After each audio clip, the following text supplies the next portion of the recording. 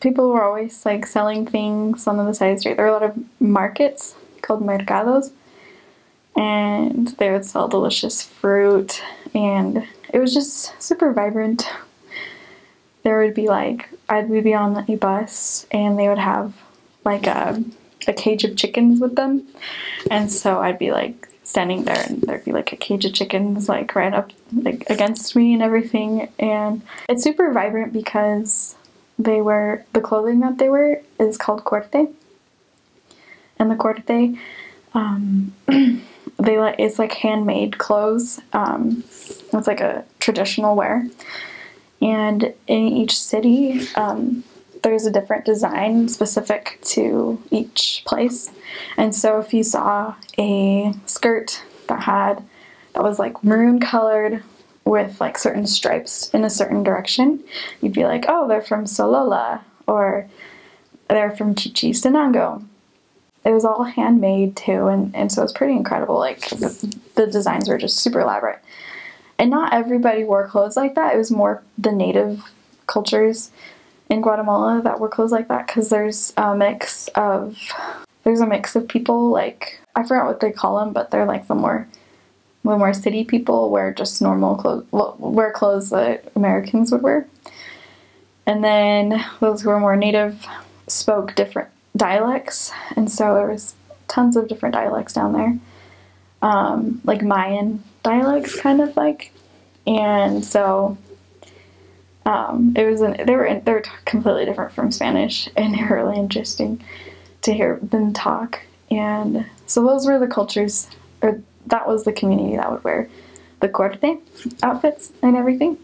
The weather is super, they say it's like an eternal spring in Guatemala, but where I was in the mountains, and in the mountains it gets really cold.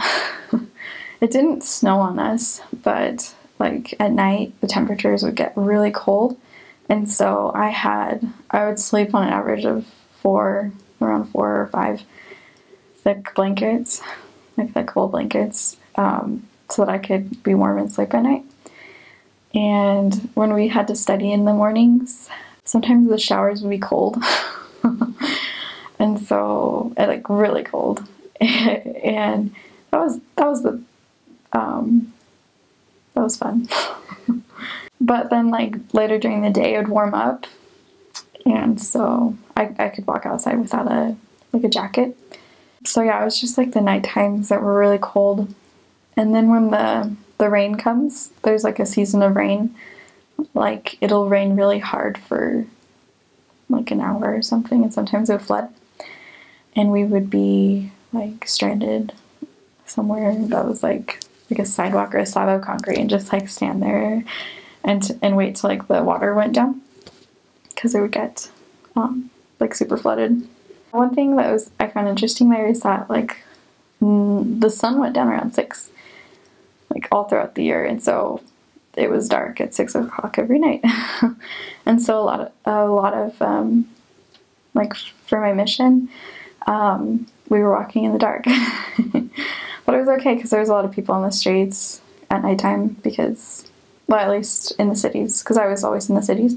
One time it was raining, and we were just like walking on the sidewalk, and the lightning struck, and we could see it strike so close to us that like when there was like the sound that the lightning makes, like the boom, it sounded like a bomb went off right next to us. And I don't know, I don't think that happens here very much. But over there that happened a couple of times. Where it would strike literally, I don't know, just like a couple, maybe 50 yards away.